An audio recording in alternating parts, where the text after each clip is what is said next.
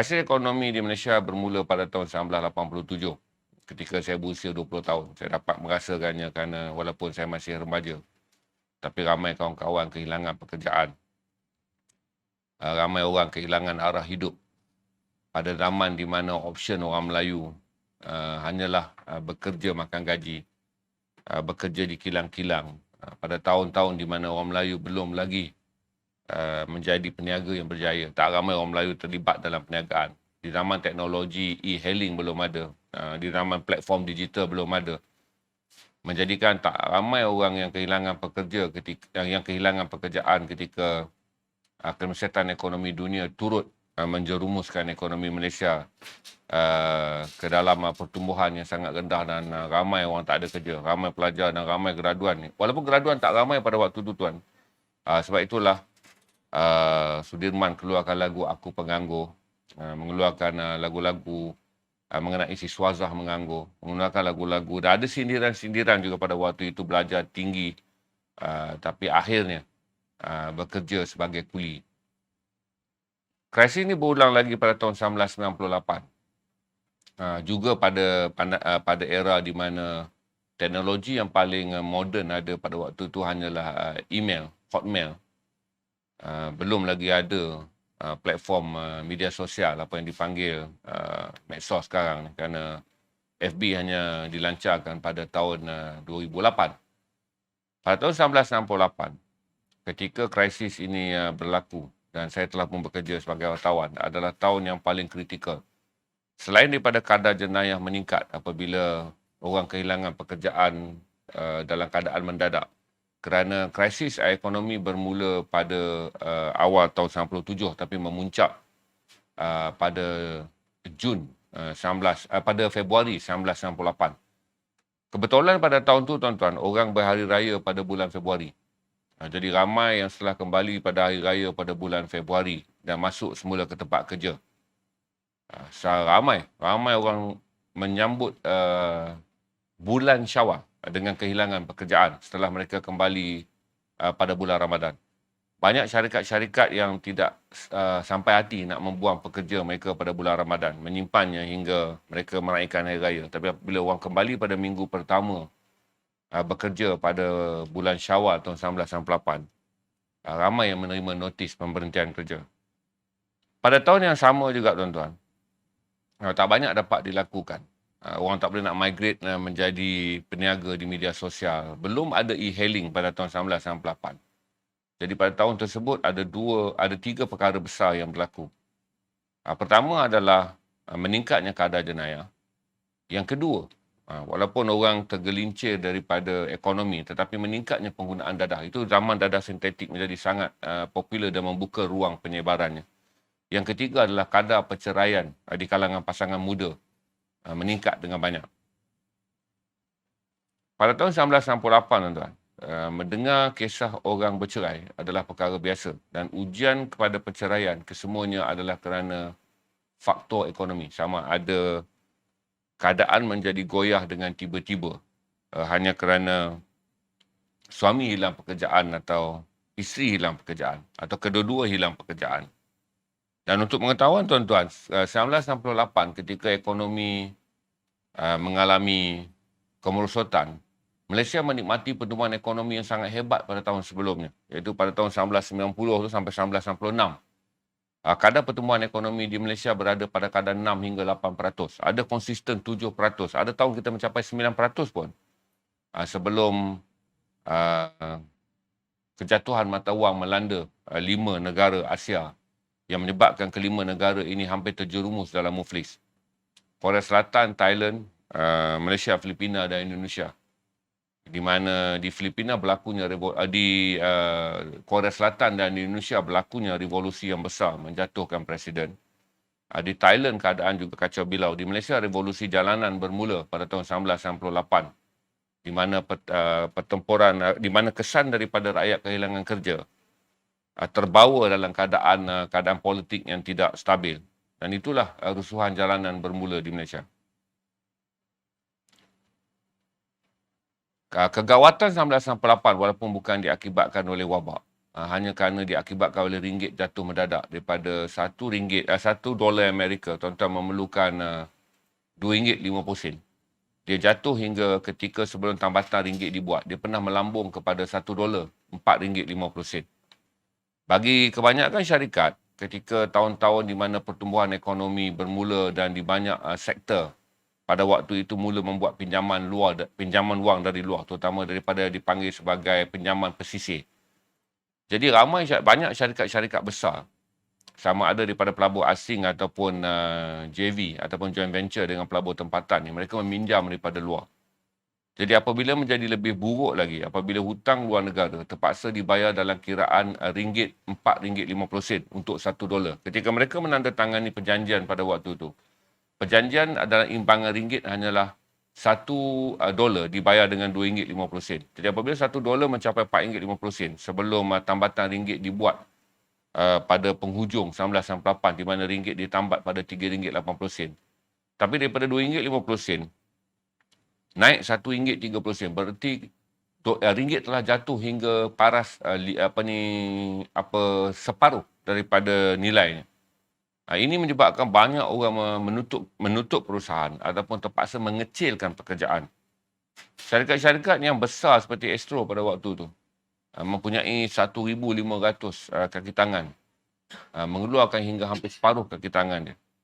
Syarikat-syarikat swasta yang bergantung kepada kontrak payung, kerana pada tahun itu konsep payung diperkenalkan di mana syarikat-syarikat besar ni mendapat kontrak dan mengagihkannya pada syarikat-syarikat Bumi Putra kecil di bawah dasar menyokong Bumi Putra. Ramai kontraktor-kontraktor yang pada waktu itu orang Melayu berjinak-jinak dalam dunia kontraktor, kelas F apa ni, kehilangan kontrak mereka hampir tiada langsung.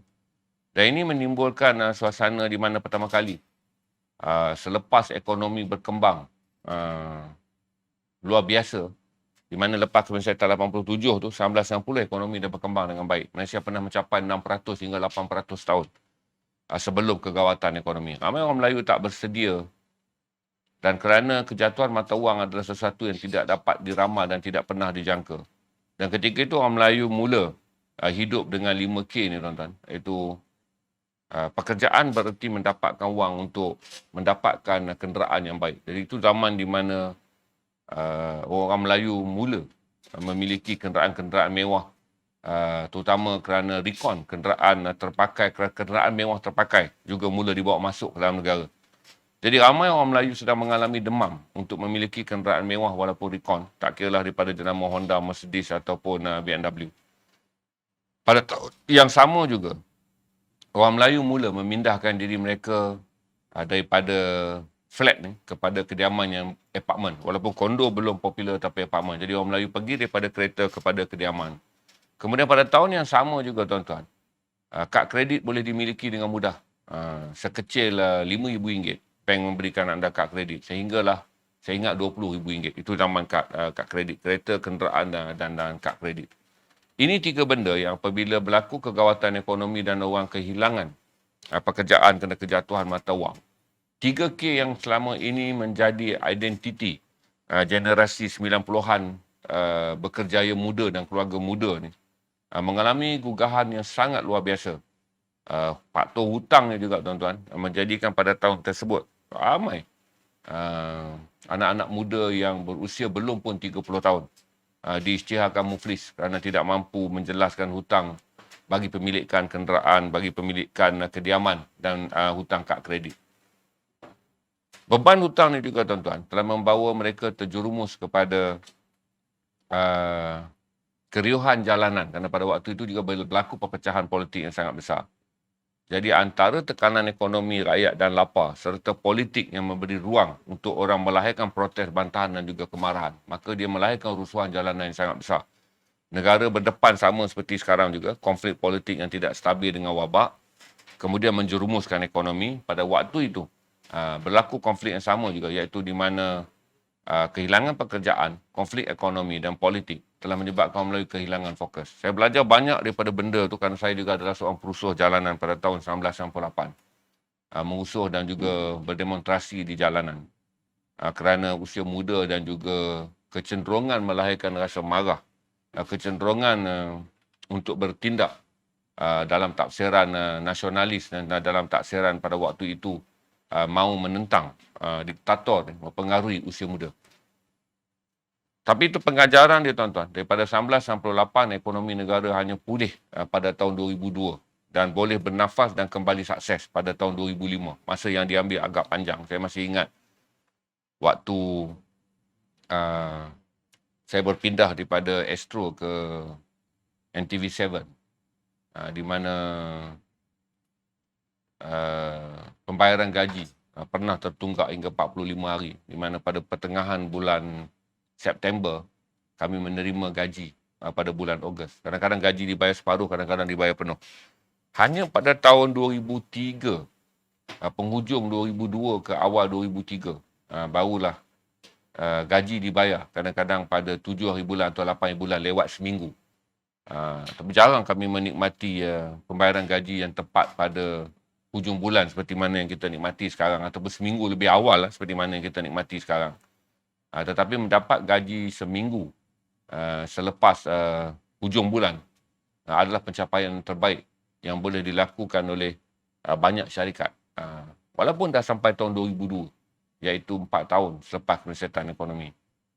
Tapi tuan-tuan, pada tahun tersebut, dia juga melahirkan kumpulan yang karismatik. Orang-orang yang saya boleh ingat bekerja dengan penuh komited dan orang-orang yang menjadikan gaji lewat sebagai alasan untuk tidak komited. Saya masih ingatlah kawan-kawan saya yang mana bukan saja yang bekerja, tetapi saya tahu tokoh-tokoh yang hebat dalam mengendalikan korporat pada tahun 1998. Mereka lah yang mengisi jawatan-jawatan penting. Kemudiannya pada tahun 2005 bawa sampai tahun 2018 kerana generasi yang diuji dengan keresetan ekonomi pada 1998 telah lahirkan banyak corporate leader Melayu yang luar biasa. Kerana mereka tabah dan mengendalikan syarikat-syarikat milik Bumi Putra. Bukan sahaja dengan mengukuhkan kembali syarikat yang telah hampir gulung tikar ataupun syarikat yang dah kelihatan tidak mampu untuk pulih kesan daripada kegawatan ekonomi. Tapi pada waktu yang sama mereka boleh membangunkan pasukan kerja yang luar biasa. Saya masih ingat apabila anda bekerja di mana sebahagian daripada pekerja anda menghubungi anda dengan mengatakan bahawa dia bukan enggan hadir ke tempat kerja kerana malas, tetapi kerana mereka langsung tidak mempunyai wang untuk mengisi minyak. Walaupun zaman itu perkataan work from home belum ada, tetapi anda terpaksa mengendalikan waktu itu. Walaupun handphone dah ada, anda terpaksa mengendalikan keadaan dengan memahami bahawa sebahagian daripada mereka mungkin hanya boleh hadir ke pejabat 3 hari seminggu daripada 5 hari bekerja, 4 hari seminggu.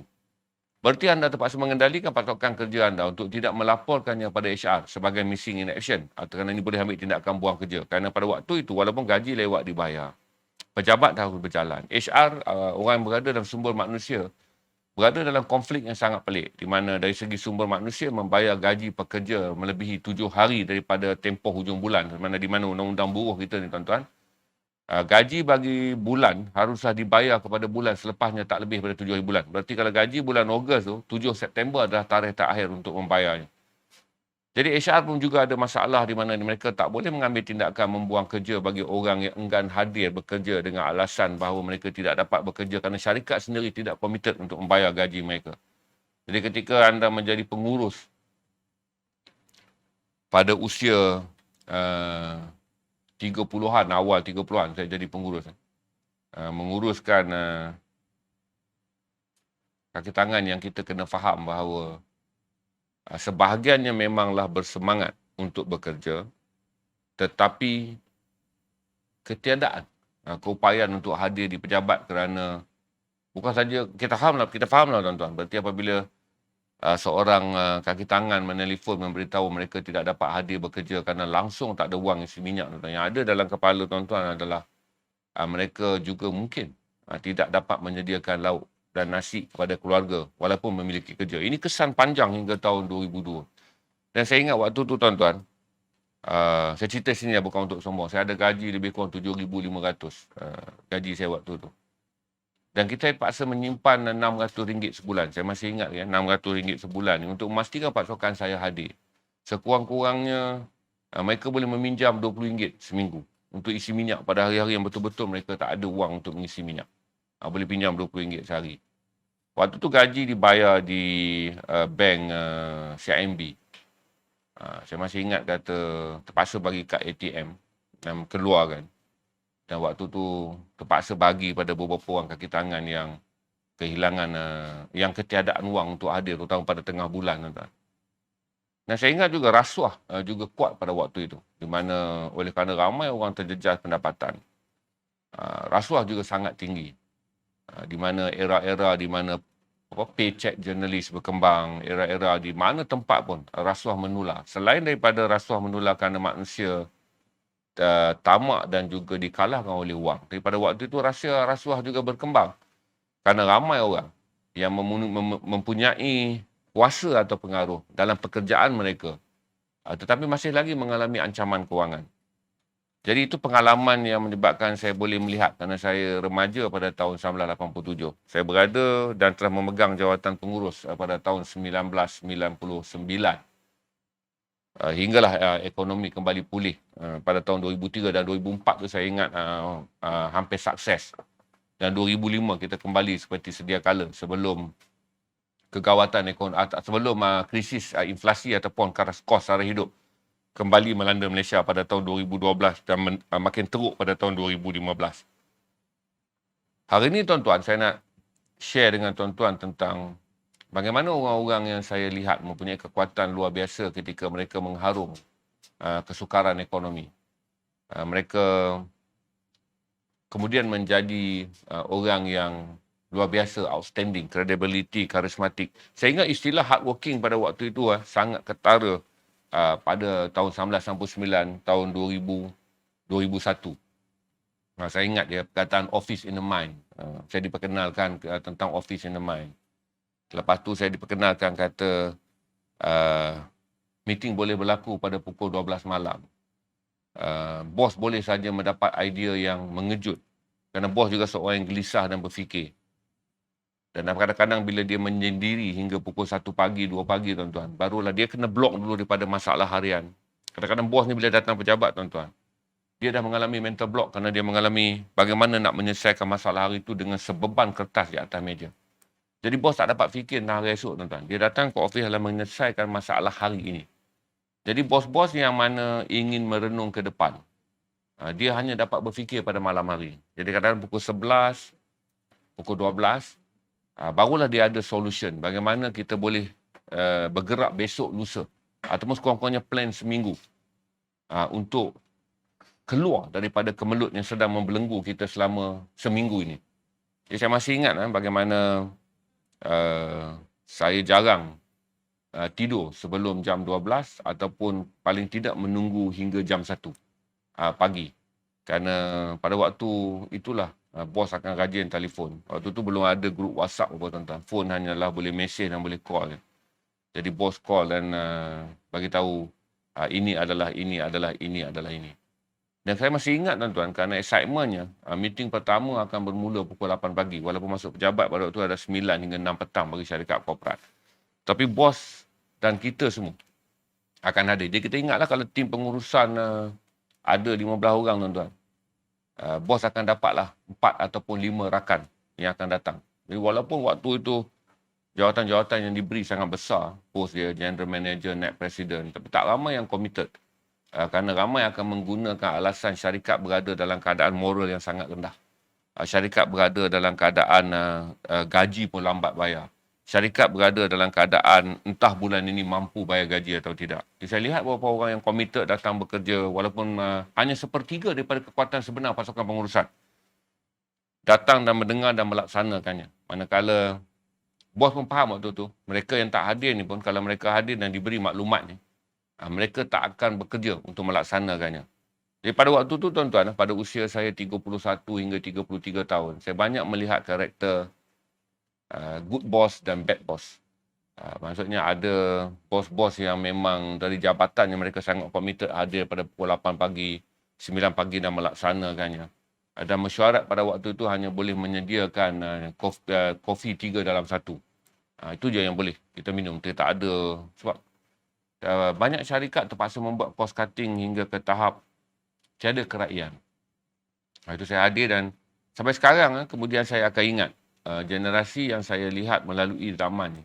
Mereka lah kemudiannya tumbuh menjadi CLO, JLC yang besar. Nama mereka kemudiannya meningkat dan pengalaman serta keupayaan mereka menangani syarikat yang shaking dan tunggang langgang kembali stabil sepenuhnya pada 2004. Jadi bos-bos ni semua daripada 99 bawa sampai 2003 ni tuan-tuan. Mengambil masa 4 tahun. 5 tahun pun ada. Bekerja keras dalam syarikat yang mereka juga makan gaji. Mereka bukan pemilik syarikat. Mereka juga makan gaji.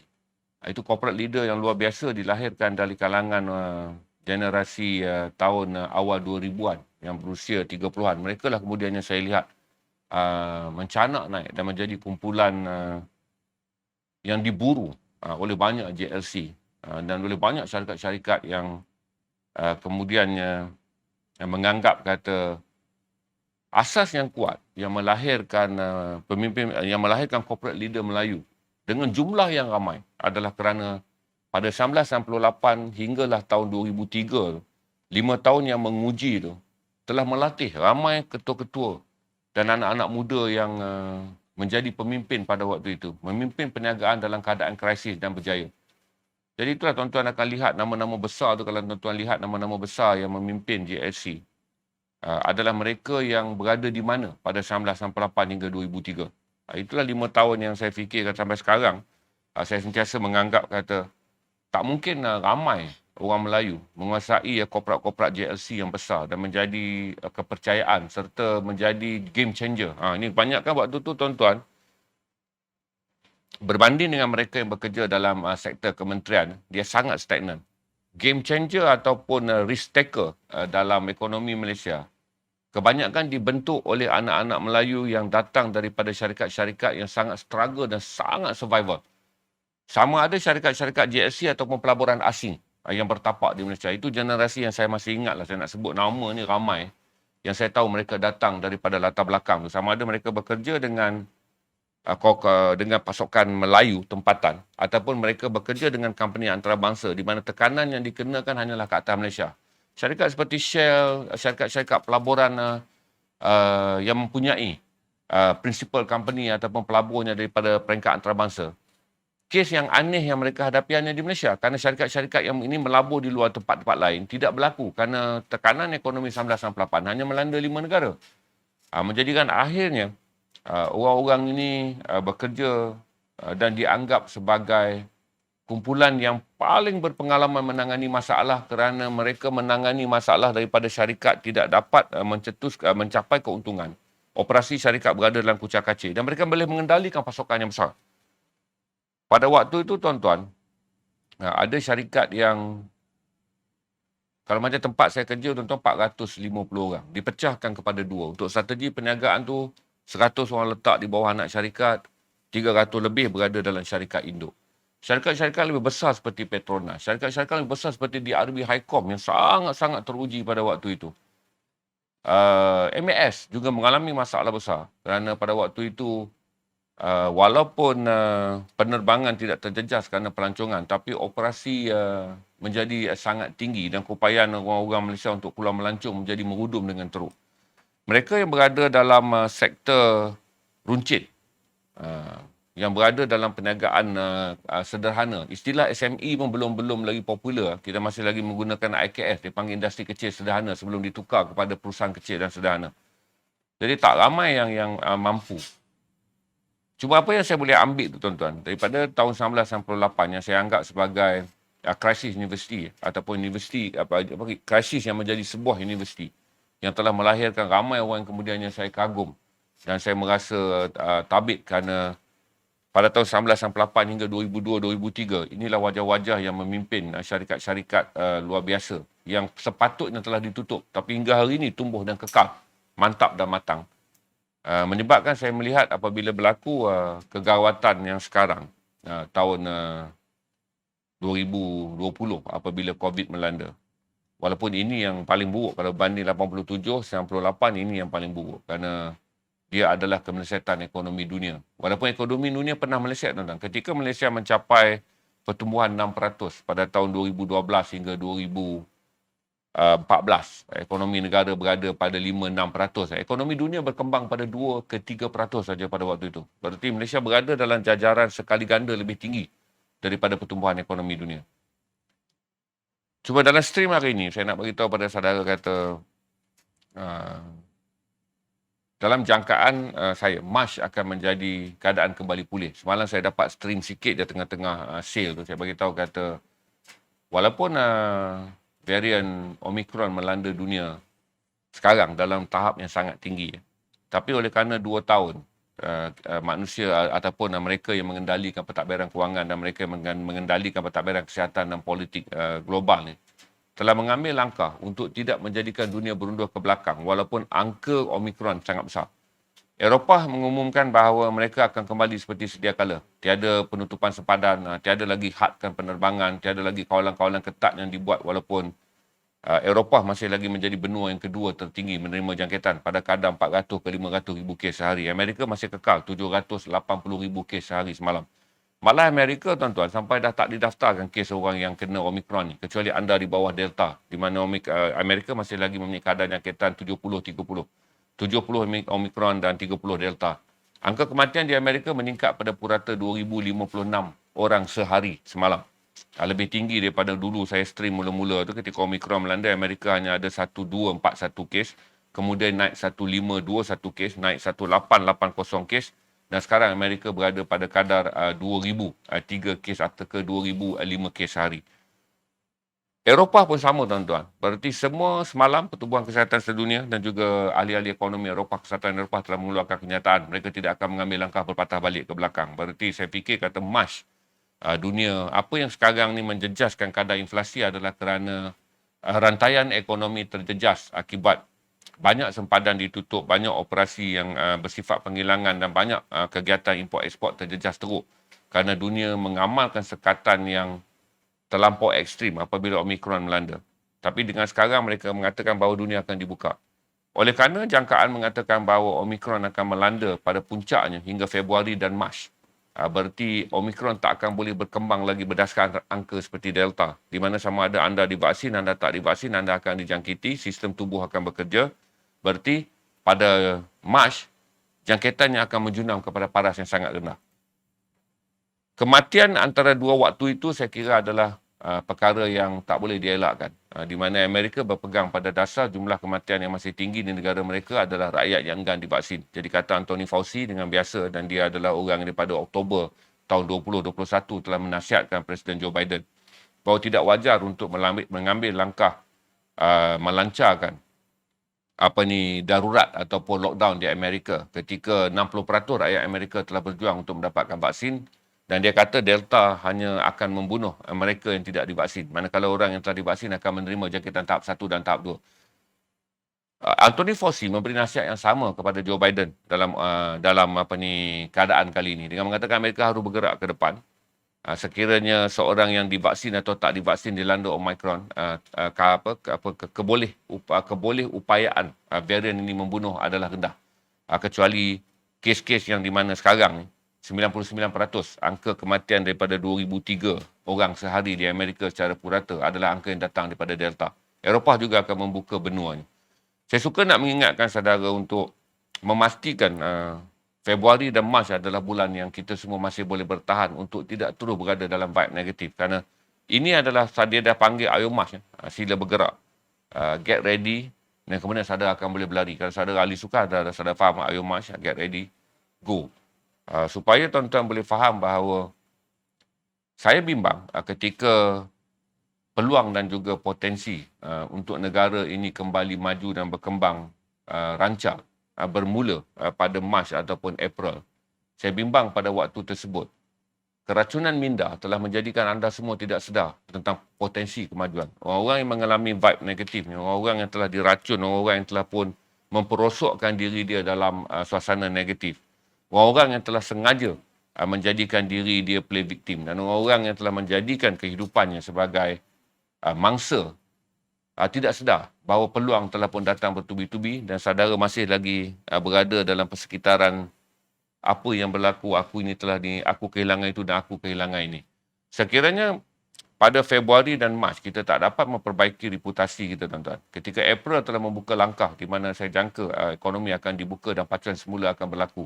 Sesuai dengan trend global yang menganggap bahawa Omicron bukan lagi wabak yang perlu menjadikan dunia merasa takut dan mengambil langkah berundur ke belakang. Ketika 2 tahun ketakutan terhadap varian-varian yang sebelum ini telah hampir menjerumuskan dunia dalam keadaan meleset dan muflis, maka langkah yang diambil, siapa yang berdiri dulu, siapa yang bersedia dulu, siapa yang berani dulu, siapa yang mempunyai mindset yang lebih stable, siapa yang mempunyai fokus yang jelas, dia akan dapat memecut pada bulan April dan akhirnya mendahului dan kembali kepada kehidupan biasa sepantas mungkin berdasarkan kesediaannya. Sebab itu hari ini saya stream pada saudara untuk melihat bahawa walaupun angka jangkitan dijangka menurun dan ramai pakar mengatakan bahawa pada September akan ada varian baru pula muncul berdasarkan trend bahawa wabak ini tidak akan dapat hilang daripada muka bumi dengan sepenuhnya. Jadi mereka menjangkakan Omicron bukanlah yang terakhir. Dunia telah mengambil satu persefahaman kalau seharus hidup dalam ketakutan. Omicron yang akan mula menurun pada bulan Mac dan tiada varian baru dijangka akan muncul dalam tempoh 6 bulan kecuali jangkaan mereka akan ada varian yang berbahaya ataupun kembali aktif pada September. Ini bergantung pada period yang mereka jangkakan. Tetapi walaupun jangkaan pada bulan 9 akan ada varian baru, dunia akan memilih untuk terus berlari ke depan. Kerana dalam tempoh 2 tahun, pakar-pakar ekonomi dan pakar-pakar kesihatan telah mempunyai satu persefahaman bahawa ini langkah yang perlu diambil, iaitu sebarang langkah ke atas ekonomi dan sebarang langkah ke atas kesihatan mestilah memenangkan ekonomi. Kerana langkah-langkah yang dibuat seperti Asia, tuan-tuan, 148 juta penduduk Asia dalam tempoh 24 bulan jatuh ke paras kemiskinan. Tuan-tuan boleh bayangkanlah begitu ramai dalam jangkaan global dipercayai 860 juta penduduk dunia kini jatuh daripada paras golongan sederhana jatuh pada golongan miskin. Yang miskin jatuh ke Papua tu tiada data, tapi yang jatuh ke golongan miskin adalah 860 juta orang. Jadi ini akan memberikan petunjuk kepada kita semua bahawa panjang atau tidak pun wabak ni, kekal atau tidak pun wabak ini, berulang atau tidak pun varian, dunia memilih untuk melangkah ke depan. Cuma bagaimana kita bersedia untuk bermain dan menyusun strategi hidup bersesuaian dengan varian yang dijangka on and off. Tetapi ekonomi perlu on sepanjang masa sesuai dengan ketidakupayaan dunia lagi untuk melancarkan lockdown. Ketidakupayaan dunia untuk lagi mengambil langkah ke terbelakang. Berarti untuk bergerak ke depan, saya suka untuk berkongsi dengan saudara untuk mempersiapkan diri.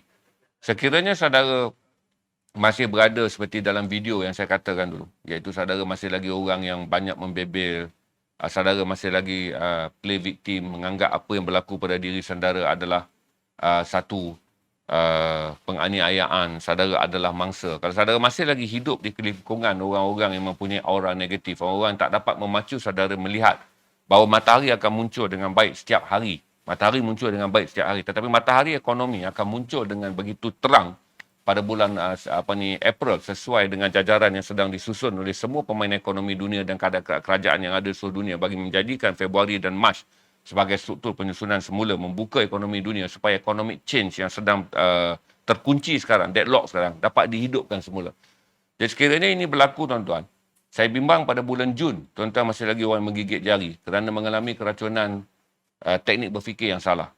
Satu saya kata hentikan debat. Kalau tuan-tuan rasa tuan-tuan tak mau divaksin, jangan divaksin. Kalau tuan-tuan rasa tuan-tuan orang yang dah ada 2 dos, tuan-tuan tak mau di booster, tak payah bergaduh lah pasal booster ni, tuan-tuan. Kerana akhirnya, tuan-tuan, tuan-tuan telah membuat keputusan. Kalau ada tuan-tuan menjadi pembuat keputusan yang diam ataupun menjadi pembuat keputusan yang heboh, dia ada bezanya. Kalau tuan-tuan menjadi pembuat keputusan yang diam, tuan-tuan mempunyai ruang untuk berfikir bagaimana melangkah dengan keputusan yang anda buat. Kalau tuan-tuan menjadi pembuat keputusan yang heboh, saudara booster pun saudara heboh, saudara tak nak booster pun saudara heboh, tuan-tuan akan tenggelam di mana kemelut berbising-bising tu akan menarik saudara jatuh dalam lumpur yang lebih luas. Kerana saudara harus ingat, perang dalam negara ini bukanlah tentang perang vaksin dan perang booster. Perang yang paling besar yang melibatkan semua orang adalah perang ekonomi. Berarti kalaulah saudara memilih untuk memenatkan diri saudara, menghabiskan segala tumpuan saudara, menghabiskan fokus saudara berkelahi tentang booster dan tak booster ni, tuan-tuan, saudara sedang mengenelamkan diri saudara dalam lumpur yang lebih dalam dalam konflik ekonomi dan konflik sosial. Sebab tu saya selalu mengingatkan saudara, ini adalah bulan untuk menilai kebersediaan saudara untuk melangkah ke depan. Ini adalah bulan untuk mengatur anak saudara supaya mereka sentiasa mantap dan bersedia untuk tidak terus menjadi mangsa di mana pertumbuhan pendidikan mereka terjejas dengan teruk kerana 2 tahun sistem persekolahan kita terjejas. Jadi bagaimana saudara nak menanam keyakinan bahawa saudara tak perlu terjejas dengan 15 buah sekolah ditutup kerana Omicron melanda, saudara melahirkan rasa bimbang. Untuk peringatan saudara, benda ini akan berlaku dalam krisis berpanjangan. Pakar-pakar kesihatan telah pun melihat jajaran indeks berdasarkan 24 bulan pengalaman tu. Semua bersetuju bahawa Omicron akan menurun pada bulan Mac. Tetapi akan ada wabak yang perlu kita semua bersedia yang akan muncul kembali varian yang pada bulan September. Berarti dengan cara kita memahami sedikit fakta ini, tuan-tuan, memang semua akan ditakdir dan diuruskan oleh Allah. Tetapi sains dan juga ikhtiar manusia boleh membuat jangkaan supaya kita bersedia. Jangkaan dibuat bukanlah sebagai ramalan, kerana ramalan walaupun benar adalah dusta belaka. Tapi ini bukan ramalan, tuan-tuan. Tidak menggunakan sihir dalam melihat bagaimana jangkitan dijangka menurun pada bulan Mac adalah data angka. Kerana mereka telah melihat data bagaimana Delta melanda dan mencetuskan kemelut yang sangat luar biasa pada sistem kesihatan dunia. Dan mereka tahu faktanya apabila menilai semula Omicron. Dan mereka melihat antara Delta dan Omicron mengambil masa 6 bulan untuk menghasilkan varian baru, maka mereka menjangkakan pada September adalah tempoh di mana dunia, September 2022 adalah tempoh di mana dunia kembali bersedia sekiranya kemungkinan akan tercetus gejala varian yang baru.